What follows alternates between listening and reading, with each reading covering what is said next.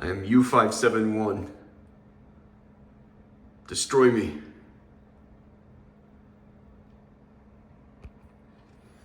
I'm U571. Destroy me. So I've got some update. I did some chores today, and I got a little Christmas tree down the. You guys, I have a my budget right now. I have 25, 50 cents, 75 cents, 85, 95, $1.05, $1.10. Some food stamps, which I actually am pumped. I got some jumps today. I got some, what do you call them?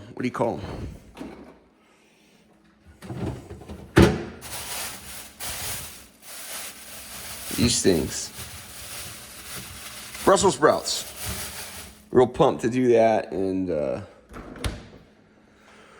anyway, so I was going down to get the Brussels sprouts and everything, and there's a guy carrying a wreath near Capitol Hill. I say, hey, where'd you get that really nice wreath? It looked like I could gather some trimmings somewhere, you know?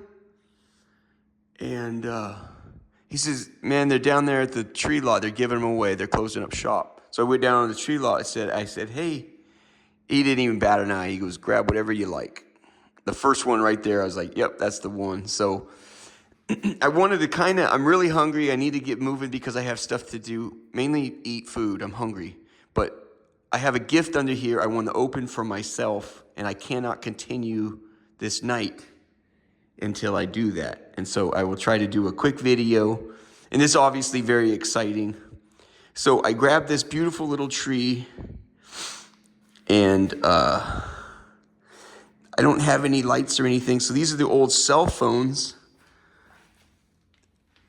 that Laura would use to stalk me.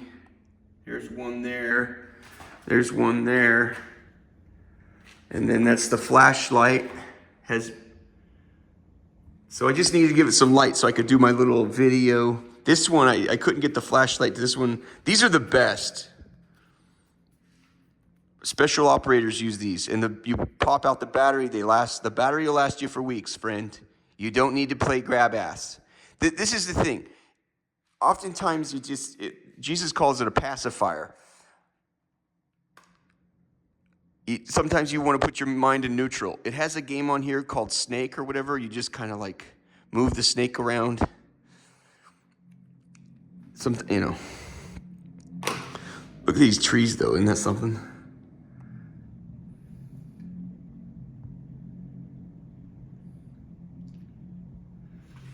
Yeah, so anyway. So I didn't have any decorations. So you remember these little ice cream things I did? I had 7 of these. And so I put these on the thing. Oopsie. See, it's on there precariously. You see that? This is just a placeholder. Maybe I'll find ribbons tomorrow or some real lights, or let's just put that right there. So these are a pack of tissues. See these little junk right here? They're a pack of tissues. Here, I'll just show you. You get them at the Kennedy Center.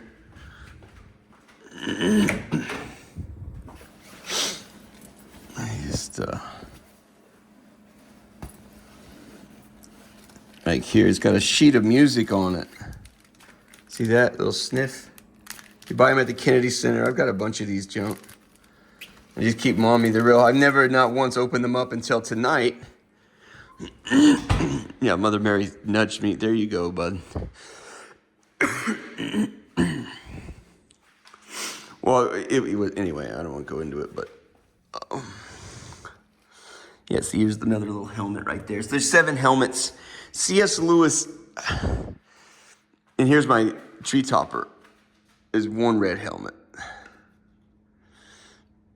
And C.S. Lewis once said, C.S. Lewis was agnostic. I mean, an atheist believes there is no God. An agnostic is not sure. They're kind of honest. I don't know if there's a God or not. And he says, I realized that I was angry at God for not existing. But C.S. Lewis is a professor at Cambridge and Oxford. And he says, when I came into the final sheet of music, the missing sheet of music, all made sense. And the Christ on the cross and the crucifix, the whole, man is fallen. It's clear, everyone agrees man's in a fallen state. This is horrifying, right? Well, there's got to be some sort of remedy for that horrifying situation. And the promise was in the scriptures, that was given through us, through the Jews. Anyway, let's keep moving. I'm kind of tired, but that's the missing piece of music, the missing sheet of music. He says, I realized I was angry at God for not existing, but I don't know what videos you guys have seen. A lot of this stuff is like really old to me. All this stuff went off in my life. There's a course corrections in my life. My career and a girlfriend and several other things happened all at once too. It was sort of like the book of Job. Job lost everything. When that happens, the Lord, it's a course correction. It's clear Jesus is trying to get your attention. So that was at that time I gave, you rebuckle down and I went to the desert. I worked, instead of private jets and trying to make money, I worked as a janitor for 6 years. While I was working and I walked with the Lord and I really enjoyed it. I prayed 7 prayers. I don't know if you know that. My family does not know. I did not think I'd have to account for it. Can I open this thing first? My feet are killing me. This is the gift I want. There's gifts under here. This is the gift to myself. I will tell you guys about the 7 prayers here in a second because I can get more comfortable. These are Brooke Brothers. I've only worn these inside the Basilica of the National Shrine of the Immaculate Conception. Jesus said, I need to go do prayers out there. I bought these $150. Bought them at Brooks Brothers. I'm going to put them on today. So this is a gift to myself. I'm going to put them on now. And there you go. And then I'll feel, hopefully, they even sat in storage. I even applied leather conditioner to them. Waiting for the day that I could have a Christmas tree and a little home and this and that. While I'm waiting for my furniture, I found somebody put it through a futon. It's been sitting in a recycle area downstairs. So anyway, I bought these. These are called shoe trees from Nordstrom's. And what's beautiful about these, you gotta check these out, you guys. They're freaking, stand by. They smell like cedar. They are cedar.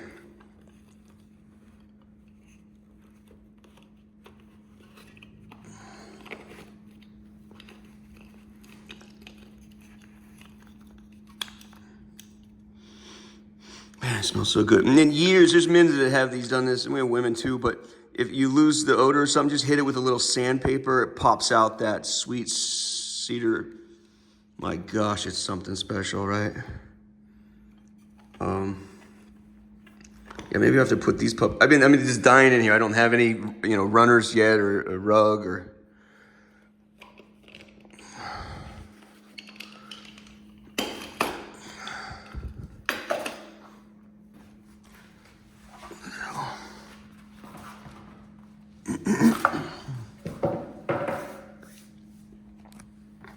So I suspect why this has happened is, if you guys don't know, you haven't seen the videos yet, that this is the missing sheet of music for you. You don't know what really happened. And I guess my family doesn't know.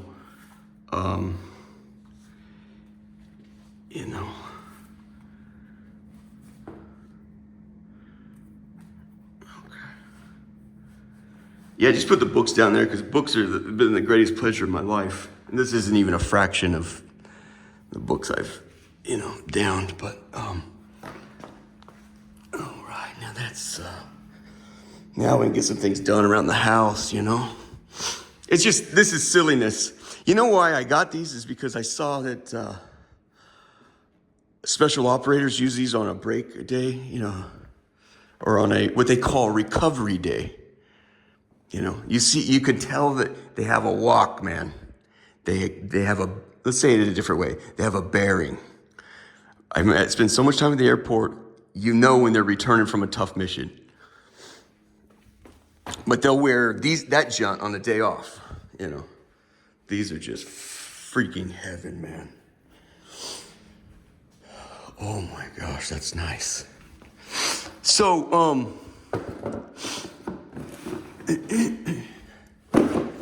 yeah, a little keep up with the baseball theme is all I have. I'm at Navy Yard Ballpark, so, you know, that's the junk. And look, this is put water in that junk. In this cup right here, excuse me. Right here, put water in that. And this thing is, we're off to the races, you know? So there's 7 of these. I had a bunch more, but I gave those away to the homeless guys that when they get at place, I give them, you know. I need to take this off, but you can see how much of a hurry I was. So the course correction, I prayed 7 prayers. I didn't pray them all in one night. I didn't write them down. There's called the prayer of Jobaz or something like that. That's what started it partly was, I realized is a prayer in the Old Testament is an individual that prayed to God. He says, will you please expand my boundaries? He literally prayed, I'd like more land. For whatever reason, it wasn't 1,000, 2,000 acres wasn't in keeping with the way he viewed himself. I'd like 10,000 acres, whatever it is. He prayed a prayer bizarrely. Will you expand my boundaries, please? I want more land. I need space. I want, you know. And the Lord did it. It was about that time that I realized you could pretty much ask for anything you want. And I did. What was novel here is I had just come out of this private jets, dating some of the most extraordinary women on the planet. I had everything I wanted, and the Lord took all of it from me. And so it sort of inverted. And so I parlayed all my investments into the next world. And so I prayed the first, and I've never shared this with anybody. When I tell you the truth, I didn't think Jesus would answer several of them. That's the truth. Do you know, and I've processed, when you spend a lot of time doing spiritual work, I processed it. Why did I pray those prayers? Partly because I wanted to, when I get to heaven, I wanted to know,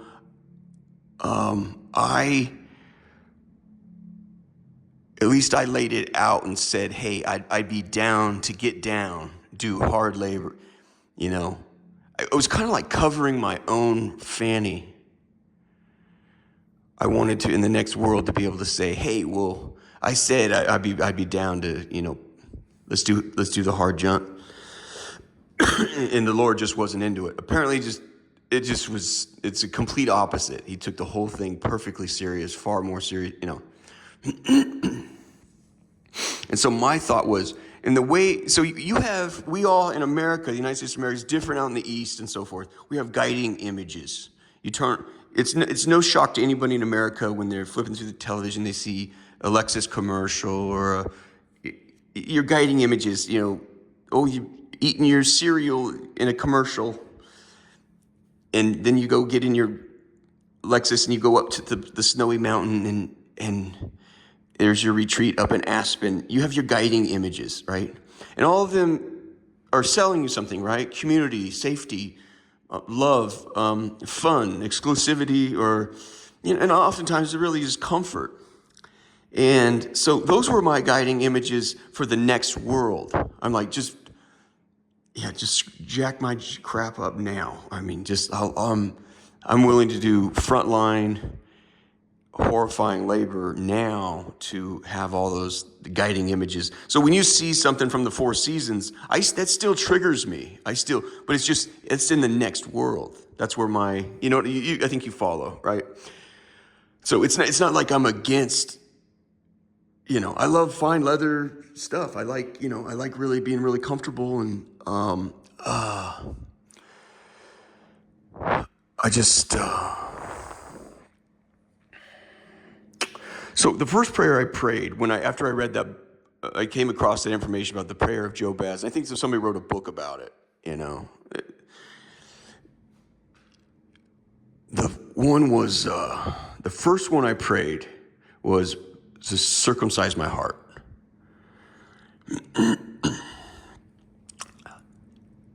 This is the one I'm most proud of. And there's other videos I've done on this, but I get the feeling you guys don't really know much. So when I prayed it, to be honest with you, I meant like a spiritual adjustment, not like a real transverberation. And he's like, no, you want to do the transverberation? I'm like, yeah, you cannot say no to something like that. Maybe you can. There's some people, comfortable, mediocre people, I have a secret fascination with those people. I don't understand them. And I secretly admire some human beings' mediocrity. And I'm jealous of it. It's like, okay, your mother loved you or something. I don't know. I don't know why. I have a profound hunger. So he's like, the way I view the world, like that one guy says, further, Ken Kesey, the further bus. Further, whatever you got, let's just keep going, whatever it is, I'll never really say no, You want this transverberation. That he showed up a year and a quarter ago, something like that.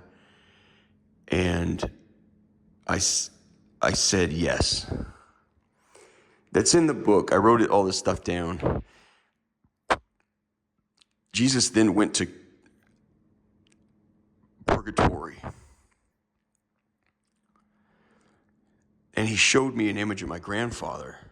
And I realized what was going on. This is the only time I've heard Jesus' voice. When you see me interact, you hear me conversing, going back and forth with Jesus, it's usually through like a clairvoyant way. And it's become to where I almost immediately know what he's saying. It was kind of a struggle at first. It's just, I kind of have to like warm you into it. But it scared the crap out of me. It'll throw you to the ground. It threw me to the ground. And he grabs me before I hit the ground and pulls me back up. It's like talking. Do you see like the space shuttle when it takes off in Florida, Cape Canaveral? You have to be several miles away. You can view it with binoculars. It's like being close. You cannot be that close to turbo. It'll blow your existence. You cannot be that close to. So it's a reason why he can't talk. It'll kill you. It'll kill you. I can't even begin to read. These are the only two words Jesus said to me with his voice. I go, my grandfather. He showed me my grandfather. And it was like this really warm view, which is strange. My grandfather's a wild dude, but I said, my grandfather, how is he? And he goes, he's nice. I'm like, oh, fuck. It threw me to the ground, and I was like grabbed like this and pulled back up. He's nice. I go, fuck me. I was like, fuck that. I mean, it was really, really terrifying. Imagine a voice box the size of many hallways. I don't know how to, okay? Or like a dragster. Have you ever been to the drags? When those top cars fire up, you could be 300-400 meters away, and if you're not expecting it, scare the shit out of you. The whole ground shakes, man. The whole ground shakes. Anyway, that was the time when my grandfather was in purgatory. My grandfather was sitting down like this, with his head down like this, and with his eyes, not with his head, with his eyes, he looked up like this and looks back down. It was a big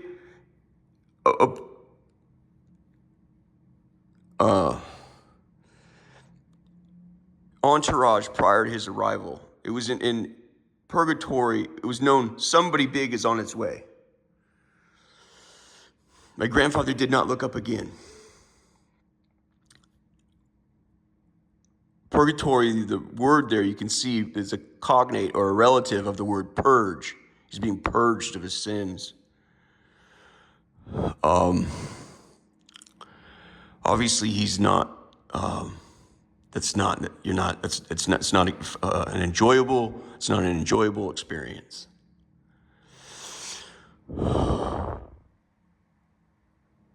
Jesus asked him, I did not hear when they're going back and forth. I did not hear what they're saying. This would be something to look at here. This is where Jesus, Mary, and Joseph showed up. I think Jesus said other people, it was quite an ordeal. A lot of people were there, but I don't know. It's a Franciscan monastery. So I don't know how much longer we're going to do this, you guys. I really feel like we're reaching the end. I really do. I did not hear the conversation. I was either told or I understood he just asked him, or he informed your grandson has hit an enormous jackpot. And I'd like to check with you about your opinion on whether he should proceed with what I'm offering him or not. And that's a transverberation of the heart. And he says, I said, well, what's he say? And Jesus said, he says, go, go, go. I said, go, go, go, like run from the idea, or go, go, go, go get it? Or did he say no, no, no, no, no? I need clarity.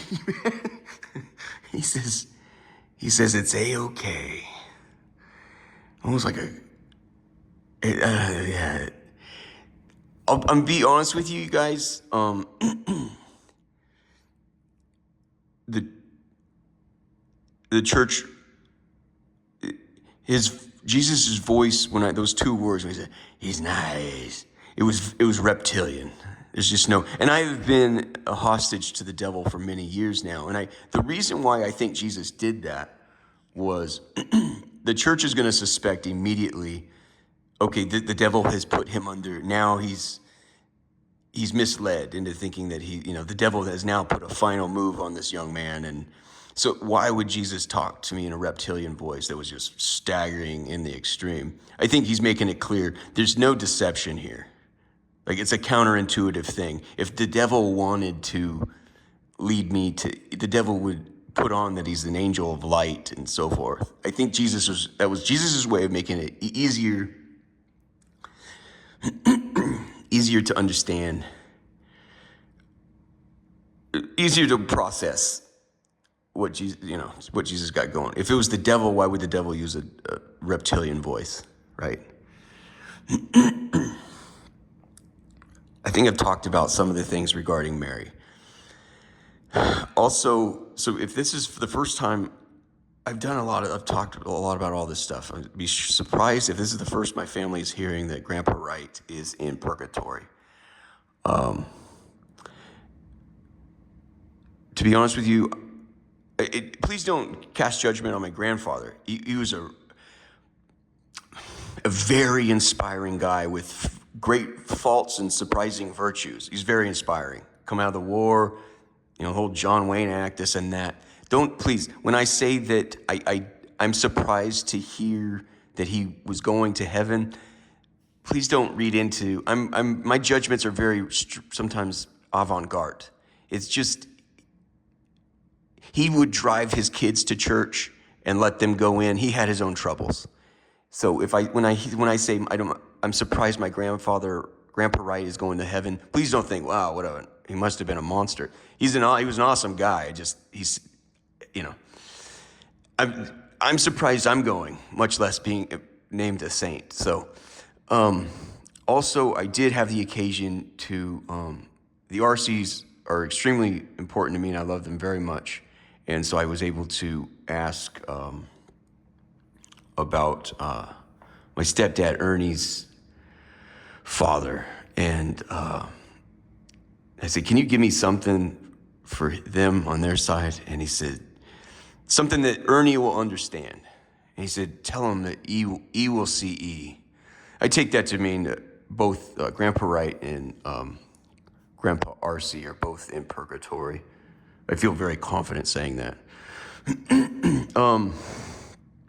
So the first prayer was, let's just go through them real fast. The first prayer was circumcise my heart. I just meant like change my heart, like, but transverbration, somebody like me, I'm never gonna turn that down. The second prayer was the one that I think changed everything. And I might have prayed that third or fourth. I can't remember, you guys. But the prayer that changed everything was, punish me for my sins. And I promise you that the stroke of genius was handed to me from Jesus. I promise you, I absolutely know it was. But of course, through prayer, what are you doing? You're offering consent, and you're requesting a prayer you're requesting, this is what I want. This is where I place my bets. So instead of forgive me for my sins, punish me for my sins. That one there was so revolutionary. That one made everything else kind of possible. To where we're going to get nuts, Let me give something new to look at. We're looking at a blank wall there, so.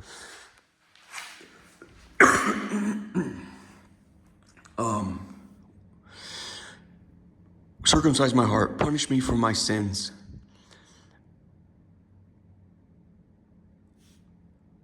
I want to earn heaven's version of the Congressional Medal of Honor. The Congressional Medal of Honor is the one medal,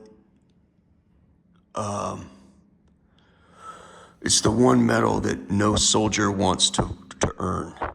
And it's reported because you have to go through hell to get it.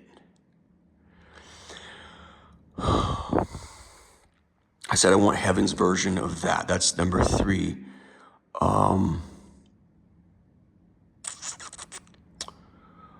4 was I don't want to go to purgatory. 5 was I want the most beautiful woman in the world whose inner beauty exceeds her outer beauty.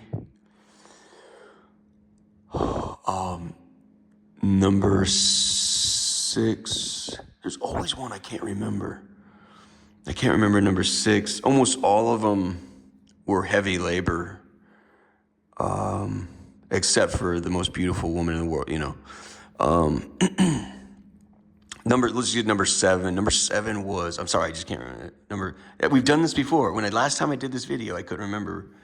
Number 7 was, I don't want to die. Just pick me up when it's time to go. I wasn't like, you guys, honestly, never once did I go, like Elijah, splitting the Jordan River with his staff and then going across the Jordan and flaming horses in a whirlwind come down to get Elijah. I promise you, I did not ever imagine anything like that. I'm just simply, I was like, this has happened before. It does happen. Jesus has come. Well, there was this one ascetic. It was friends of Teresa of Avila. That guy was like a lunatic. It was like he slept an hour and a half a night. He never bathed. I mean, it was kind of he bumped into the Carmelite. Yeah, he says his like bones look like gnarled roots. When he got to like old age and he was going to die, they said they would always see weird stuff around that monastery. They said they saw Jesus feeding him on his last night. Jesus showed up to feed him. So it was what I had in my mind. I'm like, just come and get me when it's time to go. That's what I had in my mind, not like this crazy stuff. I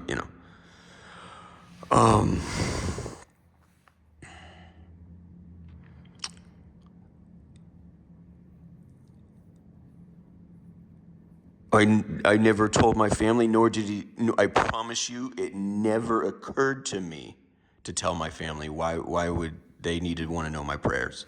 It's like your sex life or something. You don't need to know what I think. That's extremely, exceedingly private stuff. We don't never need to know. It never occurred to me, oh, I better disclose it. It's nobody's fucking business in my view. That's my, I mean, who gives a shit? But, you account for yourself, I'll account for myself. These are my prayers. Go pray yours. I don't give a shit. I mean, I really have no apologies for that. None. Like zero. Oh, this has affected us. Go, man. I need to be real careful here, but grow up. You're in your walk with the Lord too. Have a conversation. Gee whiz, I'm having a hard time here. Whatever, I don't know. I'm not going to apologize for my prayer life, man. Anyway, no, it never occurred to me. In fact, and this is the truth, I lost my faith. I became agnostic. After 6 years of walking in the desert with the Lord, I'm like, I'm wasted. I've just wasted 6 years. My prized, it was between 27 and 33. I've just wasted that. I promise you, that is the height of man. At 34, a man's body begins deteriorating. I gave my absolute prime. One thing, however, it was kind of a guiding thing for me. When I was younger, my dad handed me like 5 really good gold nuggets regarding the Lord. He really emphasizes there's really nothing else in this world, kid. It's really the Lord. There's, the one of the things he told me was, you'll never outgive God. Never. You guys, I can't emphasize that enough. You're never going to outgive God, Excuse me. And there was some other stuff. So it was clear to me that it's like, anyway.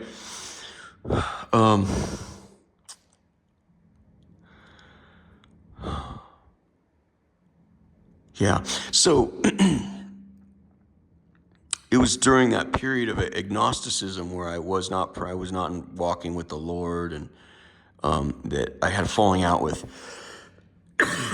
excuse me, my father, and then my employer. My employer simultaneously was falling into, his daughter was falling into, I don't judge anybody, I really don't. It's one of my great virtues or one of my great faults. I don't know what it is. I just don't fault anybody. I mean, in my view, how can you?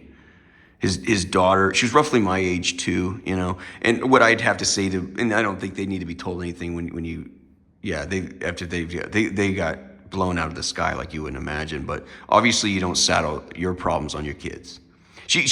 I've never met the woman. It sounds like her problems almost perfectly mirrored mine. You're trying to carry your parents' baggage. She was an overachiever in the extreme.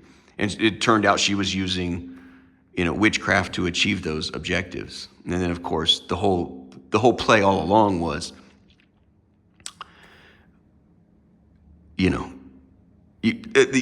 she's ensnared, and then, you're having this ongoing problem with one of your employees who you've worked with for years. He was a perfect delight before, and now, you can just resolve the issue this way, And that's when everything it was just one. And being a lover of, admirer of strategy and tactics,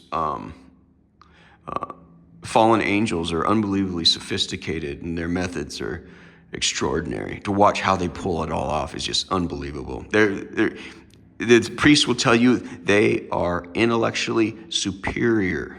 And I am telling you, they're intellectually superior in the extreme. So when I hear somebody say, I do this with it, I tell, in the name of Jesus, they're laughing their ass off, man. They basically work for Jesus Christ. Do you understand?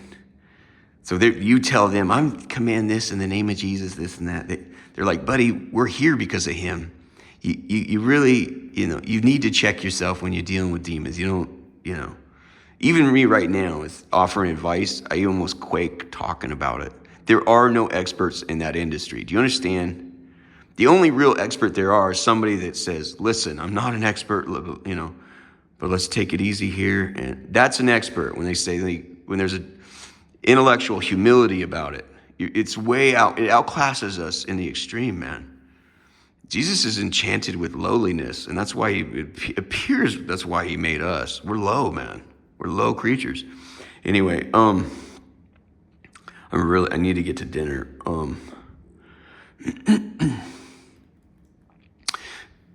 So I was being punished for my sins. And remember earlier I started this video, I said,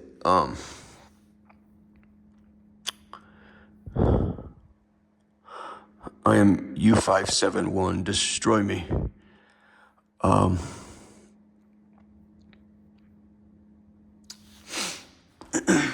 It was a movie called U-571. What they were trying to do is all the German engineers, they were trying to break the code Enigma. No, the Germans are intellectually, they consider themselves in many ways are, you get your Mercedes and the German engineering, the BMW, Bavarian Motor Works, and the German, Bayer, all the medicines, the pharmaceuticals. Germans, they were like America is now. They were going to whoop everyone's ass. They had no qualms with taking on the whole world, all right? They were trying to get, in the war, they were trying to get the Enigma codes, which was considered unbreakable. And the truth was, it was unbreakable. You had to find out the human fault in the machine, which was unbreakable. Except they kept signing at the very end. They gave away every single transmission would have in code, it would be Hail Hitler. That's how they got it. At the very end, everything was scrambled except for the very end. That was that unscrambled portion, Hail Hitler, where they were able to. And it was Alan Turing. That's kind of like how a lot of the war advances technology. Alan Turing was the first computer. Ask Steve Jobs. He created the computer to help break Enigma. So in the movie U-571, which is an U-boat, underwater boat, U-boat, U-571, that's the name of the boat. It was German. They're trying to steal, I haven't seen it in 20, 30 years. They're trying to steal the boat, U-571, to get the codes out of it.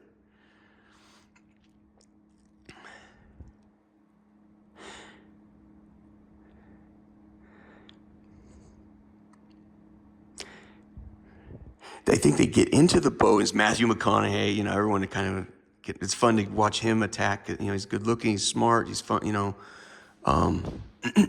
yeah, all American, Yeah. But the Americans and the British are in the boat and they've taken it. They've killed some Germans, as I remember it. But there was one German they took prisoner and they put him in handcuffs in the belly of the submarine. And U-boats can hear with like a stethoscope. They hear if you cough. A U-boat going by, another U-boat, their equipment picks that up. So when a U-boat goes by and you're trying to hide you've shut your engines off and this and that, you even try to hold your breath. You're scared to death, man. You hope, Do you hear that?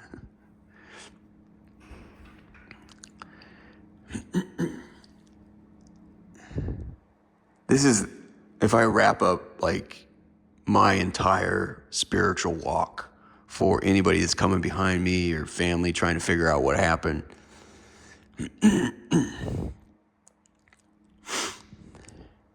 They stole the U-boat. Another German U-boat's coming by looking for it. They can't see, there's no windows. They're trying to listen and they detect there's a U-boat in the vicinity. And then they're holding their breath as the boat goes by. And then they hear it was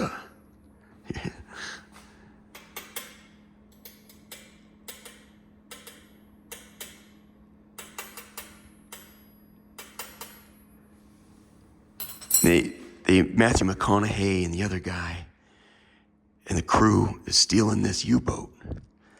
They about shit their pants. They go, what the fuck is that? He goes, it's fucking Morse code, man. He goes, well, what's it say? He goes, it says, I am U-571. Destroy me. It was the German and the prisoner in the belly of the ship sending a signal to the other German boats, blow me up. Blow me up. I've been taken captive. I'm U-571. Destroy me. I never forgot that line. In the Bible, it says, for this spiritual stuff's been going on for thousands of years. It's out the West where we're saying, well, we'll throw it out, you know. The Jews have been doing it forever, you know. The Apostle Paul says, the spirit wars with the flesh.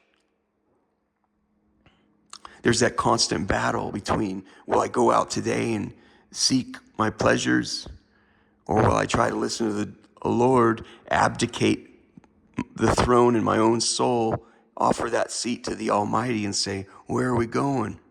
What are we doing? You know, and rely on Him to feed you, you know. And that's dangerous because you're like, well, what if He starves me? You know, well, that's part of the walk, right? But that's what the Apostle Paul says, I think it was Paul, right? The spirit wars with the flesh. I would say what Justin would tell you is, I'm U-51, I'm U-571, destroy me. In the belly of every ship, Jesus just nudged me, say Sigmund Freud, he says, there's a part of every single person he postulated that you wish to die. And I think that's true. We're in a fallen state. There's a part of us. If it's over, then I kind of abscond my responsibilities. I'm no longer responsible for my failings. And so my point is, the spirit wars with the flesh. So almost in most situations out here in the West, I mean, out in the East, they practice. You know, they're in monasteries or out in India or wherever they're at, you know, in Palestine and Saudi Arabia. They're trying to wrestle down their passions.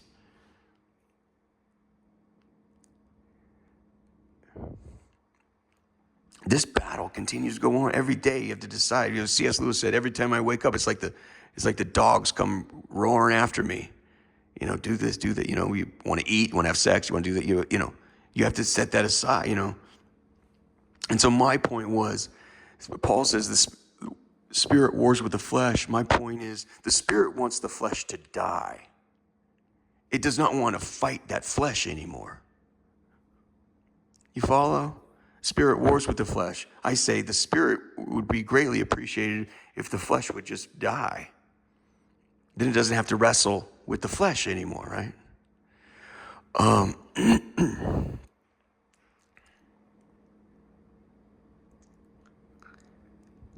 I had known this, and I had kept that as a jewel in the bottom of my heart for 15 years. And that's kind of what I had in mind when I said circumcise my heart. What I want is to have a heart that no longer wants to feed my passions.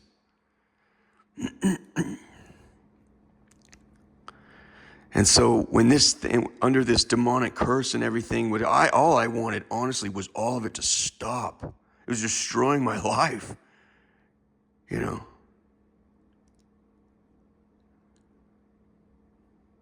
Do you want me to wrap at the conclusion of this? Do you want me to show those?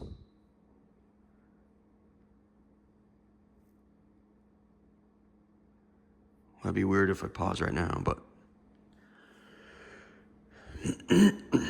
Okay, go for all of it. Okay, good, perfect. So this thing blew up, and I was screwing around with that woman. I got high on crystal meth. You guys, I like opera. I like high-minded shit. I like, you know, whatever the high-minded, refined living is, that's my game, you know. It kept bringing it was just, and I remember some guy had said, well, in demon world, just let me say this at the top, you never touch crystal meth. I remember when he told me that, or when I came across that information, I said, I don't even have to worry about it. Not a million years. It is in my view, I'm so sorry, I don't want to talk down to other people. In my view,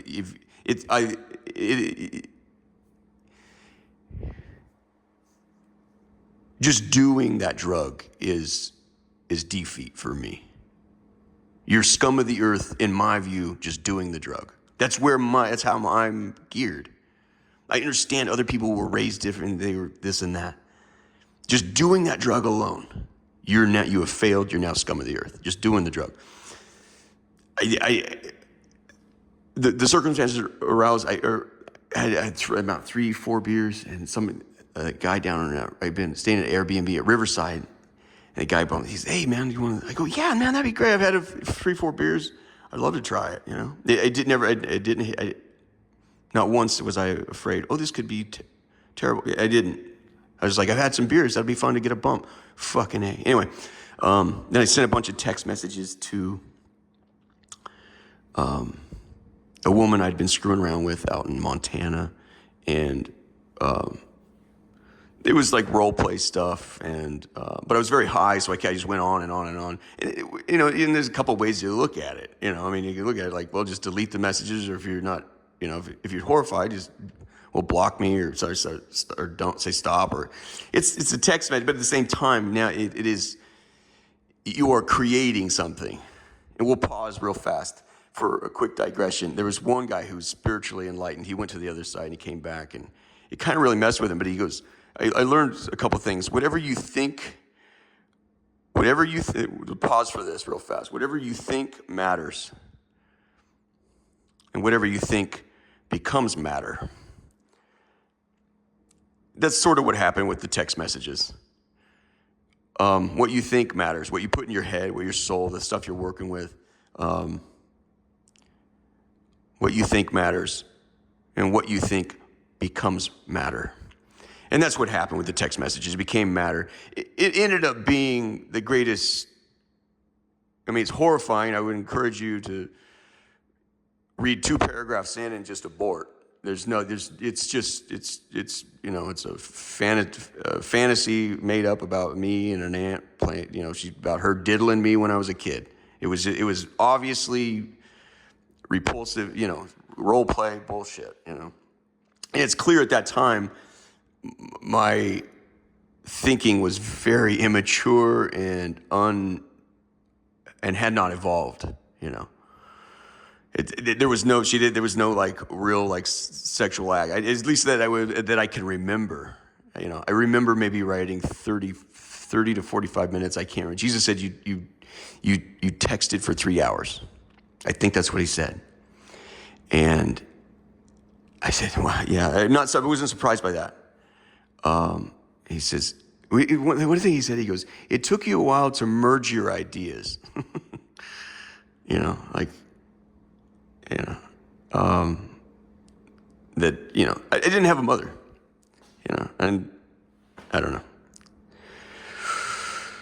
But it's an interesting thing. I would say Steve Jobs, if I can real fast. Steve Jobs was abandoned by his mother. Vortex was abandoned by his mother. And I was abandoned by my mother. And, no mother, let me say this in defense of John's mother and Steve's mother and my mother. They never, ever, no mother in the world ever wants to abandon their kid. It's a traumatic experience for them as well, man, And so I'm not insulting my mother, and I'm not insulting Vortex mother or Steve Jobs' mother. You never want to say anything like this. It's a traumatic experience for those mothers. But it's something you carry, and you don't even fucking know it. You don't even know it. And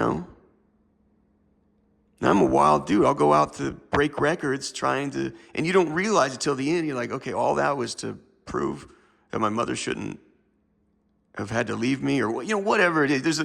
The soul is it's a remarkable thing, but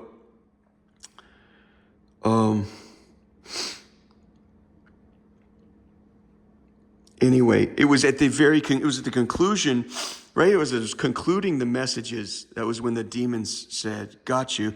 And I was waiting. They were telling me, we're going to ruin you. I'm like, I don't know how they fucking do it. I was roundly admired. I continued to have problems here, there, and there, and which is highly unusual for me. It's very important for me to be liked, and so I go great distances to try to maintain good relations. But you can't carry up that under the weight of that stuff. You can't, especially under the weight of your own sins when they're crucifying you. And that's the thing. What's beautiful about a crucifixion is you're not going to find out these things until they pull it out of you. But I realized then, so at the very end, yeah, and that's what speed reading is. That's how JFK and anybody else that speed reads. You read the first line of the paragraph and the last line of the paragraph. Speed read it, friend. Read the first two paragraphs of a 3-hour text message. It sounds like it's going to be something. And then read the last 3 paragraphs. So 5 paragraphs, save yourself 3 hours. My memory is it really didn't go anywhere. It's repulsive actions, but it's, but it's the very bottom of a soul. It's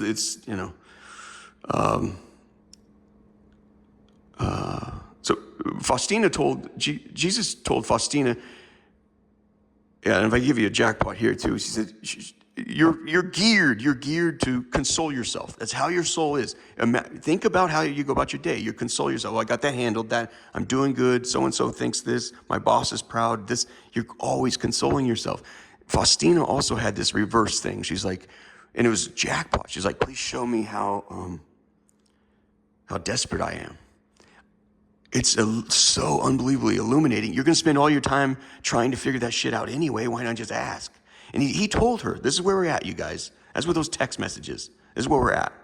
He says, I can't show it to you all at once. She said, what? He said, I can show you small glimpses of how desperate and dark your soul is. I can, the fright would, if I showed it to you all at once, the fright would kill you. And we have that in psychology. There's certain things you cannot see, you just die immediately. That we have that in psychology. That's why you lie to yourself. You find out your wife's cheating on you. It'll take you a long time to finally process it. You just can't. I'm in the same house with a woman that's having sex with another, it'll kill you. And there's certain things that'll fucking kill you.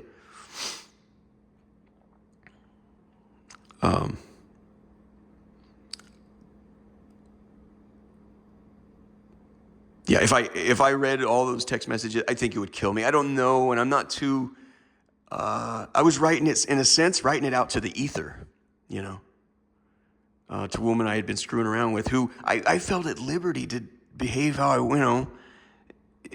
I felt around her like it's just, she didn't judge, and, doesn't mean she had to be into it or, just, anyway.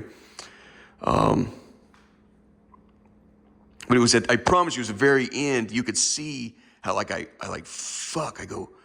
change gears of like having a great time to I accused my made up aunt. I said,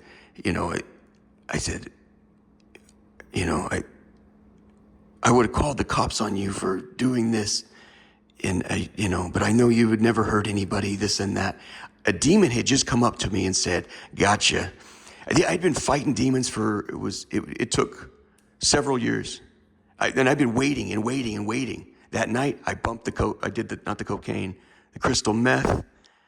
That gal I'd been fooling around with, wrote for 3 hours how this repulsive fantasy about my aunt diddling me when I was a child, and how, I wish you would have, then, you abandoned me, and, I wish you would have told me, you love me or whatever.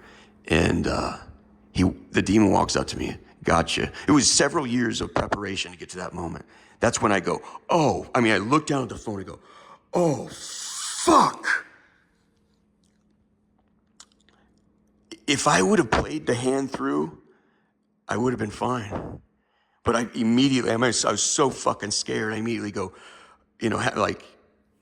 describing how she's, playing, grabbing on me and this and that, and, to like saying, hey, I should have called the police on you. And I'm, there's a complete change of, atmosphere there. I turned from having a great time to like accusing her. And then I immediately wrap it up. It's the very end. I go, I should have called the police on you. How dare you? But I know you're a good person really deep down, and you never hurt anybody. And I never, you see me have the time of my life for 3 hours. Yeah, just giddy as shit. And then all of a sudden, complete change of tone at the very end. That's what happened. That's why that happened. It's exactly. And then I immediately terminated. that's how it concludes. Whereas like having the time of my life for 3 hours and then accuse her and say, I should have called the cops on you, but I didn't because you're a good person. I know you'd never hurt anybody. I'm going to let this go. It's a complete change. You can't walk that back. And that's what I tried to do. But anyway, I immediately contacted family. I said, they've got me. The demons that have been fighting that you guys could keep pretending. We had rivalries and stuff in my family. That's part of the maneuver, is this was a way for them to iron out some of the past injuries. And trust me, before you get into this big battle, there's going to be injuries where the one person, it was,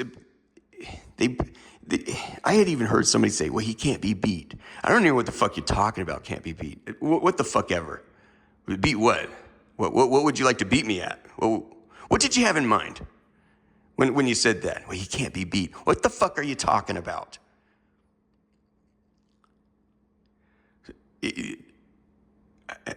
Whatever. I offered with some people we need to talk. The way I view it is Jesus made it clear. They couldn't talk. They didn't know how to communicate with you. It was clear you were ready to work things through, and they were not ready. They were not unwilling. They were unable, man. Your family was not unwilling to work with you. They were unable to work with you. So when this demon thing happened, it resolved a lot of problems. So they kept ignoring it. Then I had family members contacting priests and saying, hey, he's got mental health problems, this and that, which is all true. I mean, fuck, man. The shit I know, it's like, I don't know who doesn't have mental health problems. Anyway, they would use that. I mean, everyone's it's a spectrum. It's not a fucking, anyway. So I had family, I had somebody in the inner circle. Yeah, they always underestimate treachery. In the federal government, they say, how do you get the big guys? They'll tell you, the big guys always underestimate treachery. That's how it happens. You have somebody on the inner circle call and said, hey, he's doing, betrayal. You too, Brute. As into Julius Caesar. You too, Brutus? All right, there was a lot of people, it didn't surprise me a bit. There was one family member I thought as your mother would say, I am appalled. Everyone else is a douchebag, except for that family member, I thought. Yeah. Anyway, you too, Brute. Whatever. It doesn't matter. You don't owe me an explanation, man. Go do whatever you got to do to get right with the Lord. Suggest you make an introduction to Mother Mary from the sound of it. So that was the game. So I immediately contacted family. I said, it's happened. They're going to fuck me up. I sent text messages immediately, you guys. I mean, I'm not an idiot. I immediately called. I've fallen into child pornography. That is tantamount. That amounts to child pornography. You're describing a younger child, being handled by his auntie. You could look at it a couple different ways. It could be kink, as they say nowadays. We're in the third millennium. You're going to kink shame. It can be however you want. In my view, what that message, those text messages amounted to was an individual that's clearly broken. I think they're more sad, horrifyingly sad, pleading, why did you leave me? Why didn't you tell me you love me? And that's fucked up. That wasn't, it wasn't like a woman, jerking off a little kid. It's not, it wasn't like that. It was a way of an outlet, me fucking, weeping about not having a mother, care for me. And so, here's a little shortcut. Even the FBI uses it in psychology. This will help you try to diagnose. Yeah, everyone's now a practicing psychologist. They tend to have very little to no neurosis if an individual, if they have a good relationship with the parent of the opposite sex. The serial killer Richard Ramirez, the FBI says that's one thing that's strange about Richard Ramirez is his relationship with his mother loved him.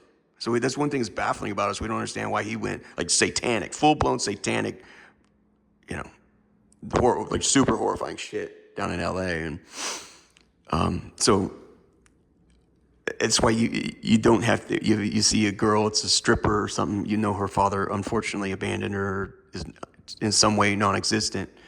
it's the parent of the opposite sex tends to settle, you know, you have little to no neurosis if you have a successful. And so,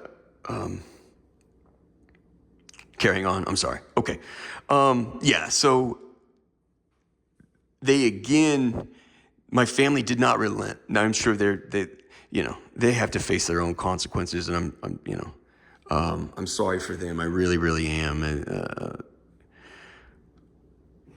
obviously, they wish they would have done that differently. You don't need to be told. It's like, when somebody gets hit by a train, you're told the train's coming. I'm telling you a million different ways.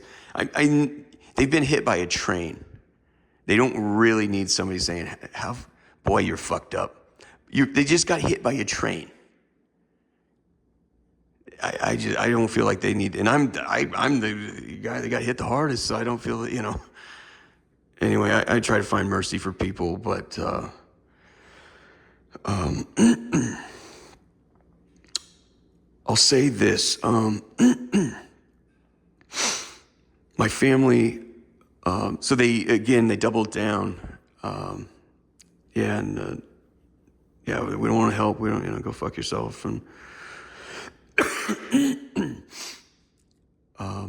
Laura, Laura had been stalking me for a year and a half. I never met the woman. We talked briefly online for about one day. We met on a dating site, and she had told me, she finally had to break it to me, I'm a prostitute. Are you okay with that? And no, I'm not. That's not. From that point on, she had been stalking me. And it was on. And so I didn't know the whole time. And I even asked myself, I'm like, I know I've got these demons. I know they're saying they're going to ruin me. I got this gal stalking me online. I could never see the game, how it was developing. I couldn't figure it out until that day after I wrote those messages, and the demon comes up and he says, gotcha. I knew immediately she was going to capture the messages.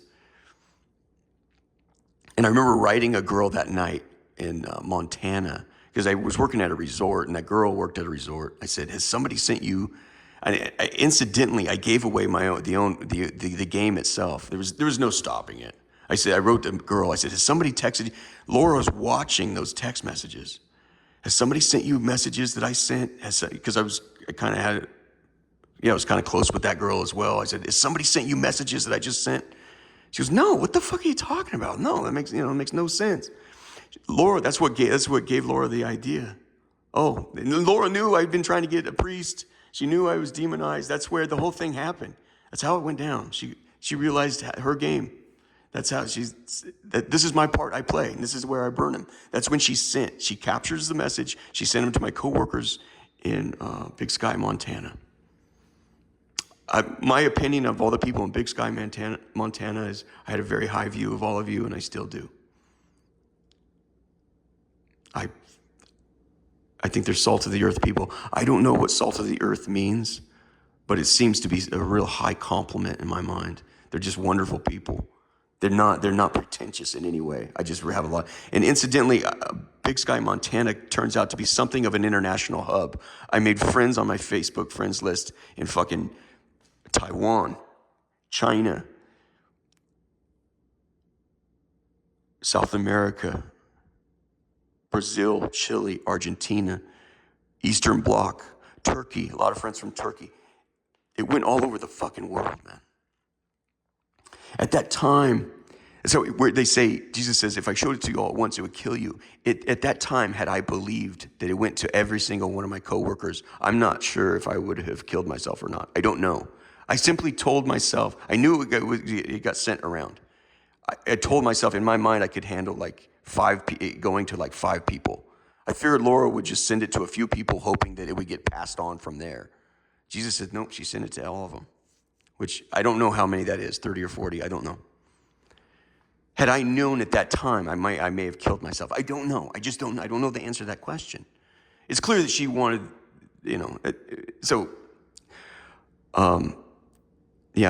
people wondering I didn't know it went that far. I knew it got out, At that point, now I'm going homeless again. I'm like falling down, and I was falling down. And then I'm really drinking, And so some of the behavior continued. And in some way, I got to tell you, you might go, wait, you wrote more text messages? You're in my inbox, cocksucker. Those are my lines. And if anyone thinks I'm never going to, I was being destroyed, pummeled in a way you could never fucking dream. But you think I'm going to walk away? It's known this guy is going to come back. It was known this guy. It's not the guy that just go, no. You found the one. Because I stumped everybody. And I mean fucking everybody. They're like, no, that cocksucker's next level. And so I came out here because I knew there was an exorcist school right out here. And I didn't tell any of my family. I lied to everyone, and I'm in Utah because I don't want them fucking up this relationship too. So I come out here. They said, we'd be glad to help you. That's all I fucking needed. Really, an exorcism, all you're doing is prayer. That's what an exorcism is. They pray. I needed prayer. You were depriving a man of prayer. But this is what I did that was absolutely nuts. When I realized these are the sum of all my 7 prayers, what was happening. When I realized the exorcisms were not helping. Prayer always helps when they were not solving the problem. I'm gonna have to skip a lot of stuff, you guys.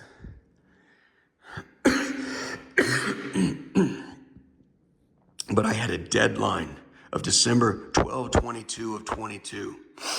And I know how demons work at that point. I'm pretty much gone all pro.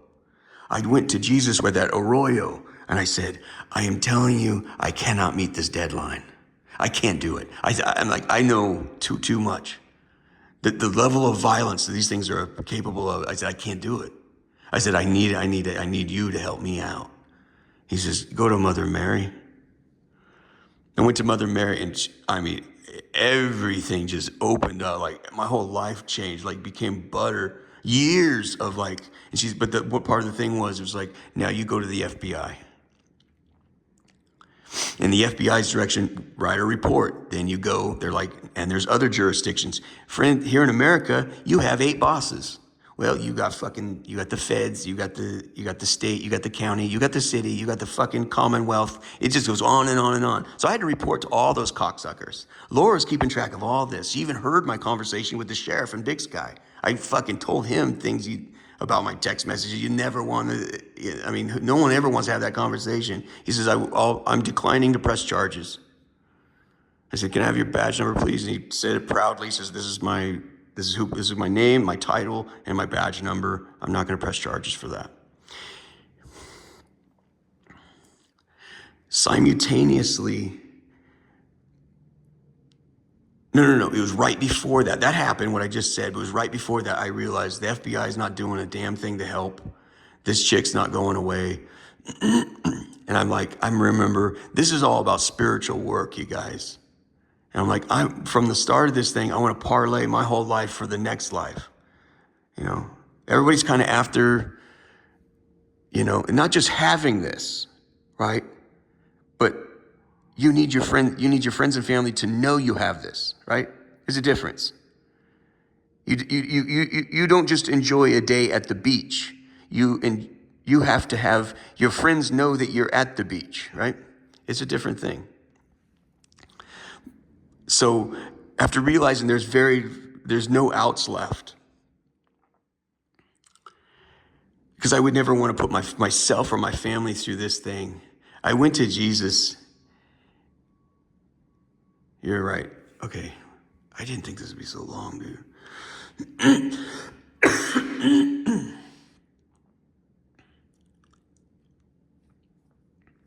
I offered to see. I said, all my friends and family have got themselves, whether they know it or not, they're in a jackpot. And I'm trying to get you guys the hump out. Even Laura has got herself into a jackpot she would love to be out of. I said, for me and my tastes, parlay all my 7 prayers. I'd like you to just apply that. Everything I've earned towards that, just apply it to all my friends. I said, what I'd rather have is friends and family and loved ones, and definitely my enemies make it into heaven. A guy went to heaven once. He got hung up on looking at these rubies, and the guide, he tells him, and you know a good conversation when it has the ring of truth to it. He goes, pal, you can't shut up about the rubies. I'm not trying to insult you. Rubies can't love you back, man. Do you understand that? It was when I heard that, I go, Congressional Medal of Honor can't fucking love you back. So I said, parlay all this stuff. And I want to see this current predicament, this ordeal with these text messages. I want to see these through to crucifixion. Because the FBI wouldn't help and there was no more outs. I said, I'm willing to see this through to crucifixion. So take all the currencies I've acquired for those 7 prayers, apply that to all their salvation to help them out. I learned about the possibility of a parlay like that by reading St. Faustina's diary.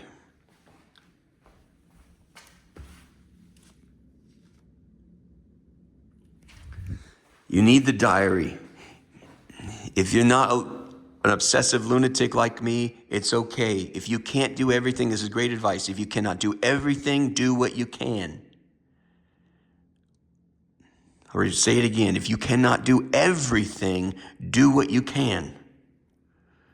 I cannot tithe or I cannot pray. Pray a small prayer every day and give 2 pennies a week. Something is better than nothing. Reading her diary, I understood that there's currencies with sacrifice and things like that. Heaven has a treasury, right? I'm starting to get sick by talking so long. We need to sort of wrap. Yeah, so, where were we?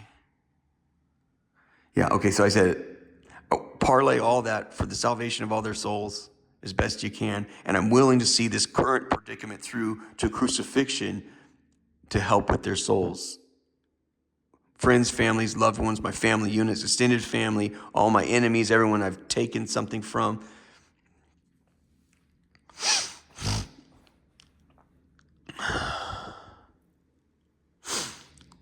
And I heard nothing back. So then I went back to the Franciscan monastery, and the grotto of the grotto of Gethsemane. The gate was closed. I fell down on my knees. I fell down on my knees, and I said, I remember whispering,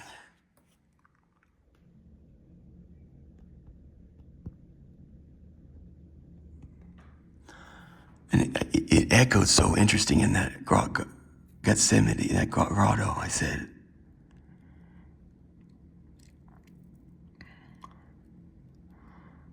Lord, let's do this.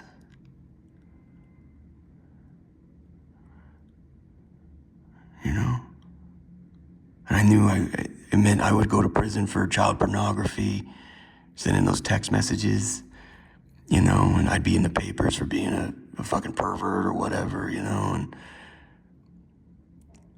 but to show the Lord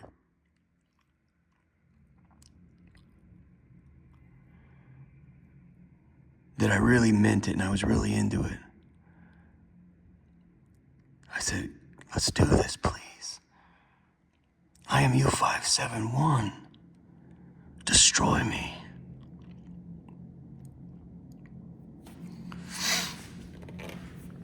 It was shortly after that. He's like, well, finish calling those people this and that. Those other jurisdictions. And to my great surprise, they all, it was like butter. I didn't get they either didn't respond. And the one guy, I talked to him at length, described what happened. He says, I'm declining to press charge. That's not, And it was because that's what triggered the crucifixion on Facebook. Laura had been following the whole thing, and when she realized all this effort is wasted, it did nothing. He's gonna just walk on with his life, which is not true. I'm never just gonna walk on. People have been hurt. I have to, as a Catholic, that's what you do. It doesn't matter how big the pileup is on the interstate. It doesn't matter if it's a bumper, you hit a couple bumpers, or it's a 175 car pileup. Your duties are not done until 175 families have said, thank you, we're good, or whatever. That's how it is. So when Laura, especially after that, there was that last conversation with the sheriff out there. That was when I knew it's seemingly, I had done my duties to get out of the December 22 of 2022 deadline. Otherwise I was freaking cooked. So the Lord had answered my prayer. I am U571, destroy me. I wanted to be done, it's the spiritual battle to be done forever.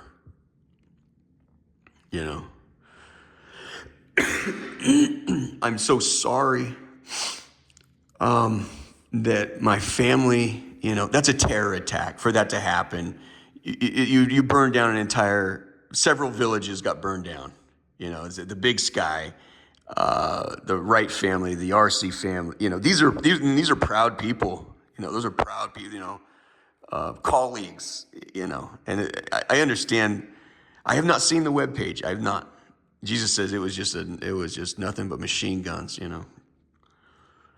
but I don't need to be told that. I understand. And one of the things too, also, that was, because of the duplicity at the very end of the message, that woman I'd been screwing around with, the next morning she wakes up and checks her messages, and she sees that, okay, he's, horny or whatever, or actually not only horny, but brokenhearted. That's really tragic, right? Well, at the very end, he appears to think somebody is listening in on the line. So instead of saying anything, she just hits the thumbs up button twice, And I'm still high from the night before. And I remember she hits the thumb up button. I said, hey, how are you doing? She goes, panicked, she says, or not wanting to, sign her name to those text messages. She goes, Justin, you have the wrong number. It's so-and-so from Big Sky. Well, my understanding is Laura cut out the thumbs up, and she cut out the, hey, how are you this morning? I think, so I remember saying something like that. Hey, how's it going this morning? So Laura cuts out. So it just reads 3 hours of, horrifying kink. And then at the very end, Justin, it's not your aunt, it's so-and-so in Big Sky. So it detonates the gunpowder in a way that is just unbelievably horrifying. I think just the way that by cutting out that, it made it, she was trying to make it appear we didn't know each other, and it just sended, it misrepresents the facts. But it misrepresents the facts in such a horrifying way that I understand everyone went apeshit. But I don't need to exactly be told that. However, I was shocked that Laura would. I'm not. As horrifying as all that is, I'm always. The devil. What the devil says, one of their sayings is, we'll get the kettle hot and heavy. I'm telling you, the kettle was hot and heavy. There's no way I could just the next day go out and go up to Big Sky. Hey, how can I make things right? But I'm coming back. I'm never gonna just, I'm gonna shit all over a community like that. And I'm gonna let this chick hide out in, I don't know, her mom's basement or on a couch or in a penthouse. I don't know what she does but apparently she never away from her phone. She's been doing this has been her life for 6-7 years now. All right? All day, every day. Yeah, she's the most craziest turn of fortune for her. But there was never going to be the occasion where I'm going to let this go. She misunderstands me and my family. So Laura posted on my Facebook wall, and my view is I do not know if certain family members have committed suicide over what's happened, nor do I know if they've all kept their sanity. They're fucked up for sure. I mean, you'll never, several families, there's at least 5 families are totally fucked up from this, minimum. You know, an entire community out in Big Sky. Anyway, if that's the missing sheet of music you needed, I hope that helps. It was a long saga. So it was a result of that it was June of 2023, I think is the number. Jesus showed up and he says, congratulations. What? He goes, I accepted the deal and your debts are paid. My big question at that time, see, everyone's geared towards all this shit, you know. This gal's gonna find the answers. They're down there somewhere, you know. She sits at that desk all fucking day. The answers are in there somewhere. She'll find them. But I wanted to know, you know, I want, because of the situation I'm in, I want the people I care about and love to have wealth. My big question, he goes, your sins are paid for. I go, mine are family. He goes, family? Your family sins are paid for. This makes absolutely zero sense to anybody in the Protestant Christian American community. Absolutely zero. You don't know what the fuck I'm talking about, do you?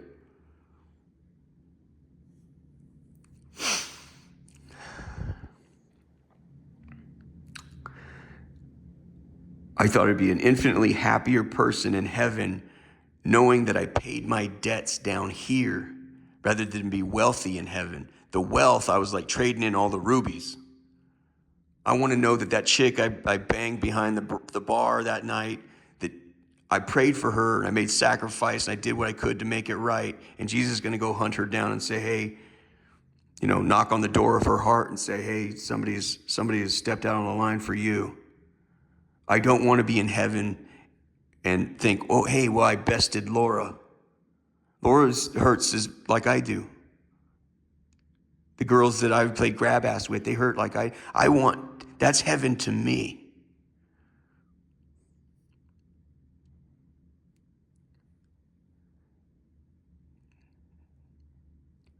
I looked out for you. I'm sorry what happened 10 years ago or whatever. I mean, I was young, I was a fucking chump or what. I was going through some shit like you obviously were too.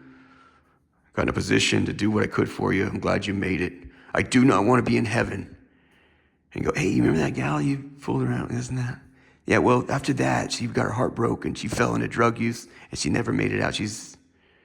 Whatever reason, she made it to hell. You know, that's not heaven to me. That's not heaven to me.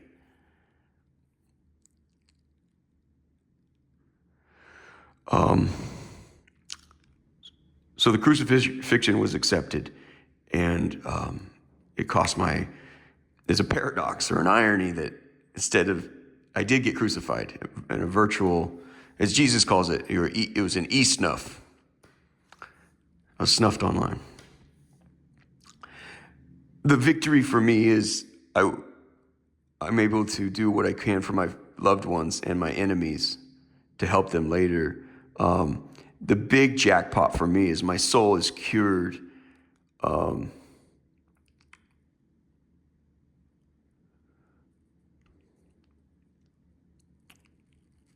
spirit wars with the flesh. And on that day,